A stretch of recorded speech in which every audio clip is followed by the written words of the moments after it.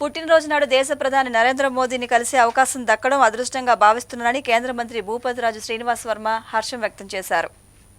తన పుట్టినరోజు నాడు దేశ ప్రధాని నరేంద్ర మోదీని కలిసే అవకాశం దక్కడం అదృష్టంగా భావిస్తున్నారని కేంద్ర ఉక్కు భారీ పరిశ్రమల శాఖ సహాయ మంత్రి భూపతిరాజు శ్రీనివాస్ వర్మ పేర్కొన్నారు. తన పుట్టినరోజును పురస్కరించుకుని ప్రధాని మోదీని మర్యాదపూర్వకంగా కలవగా శుభాకాంక్షలు తెలియడంతో పాటు తన తండ్రి ఆరోగ్య పరిస్థితిని అడిగి తెలుసుకోవడంతో తనకు కొండంత ధైర్యం వచ్చిందని పేర్కొన్నారు. ఈ సందర్భంగా తనకు ప్రధాని మోదీతో కొంతసేపు ముచ్చటించే అవకాశం దక్కిందని నేపథ్యంలో ఆంధ్రప్రదేశ్ రాష్ట్ర అభివృద్ధి గురించి ఆయన దృష్టికి తీసుకెళ్లినట్లు తెలిపారు.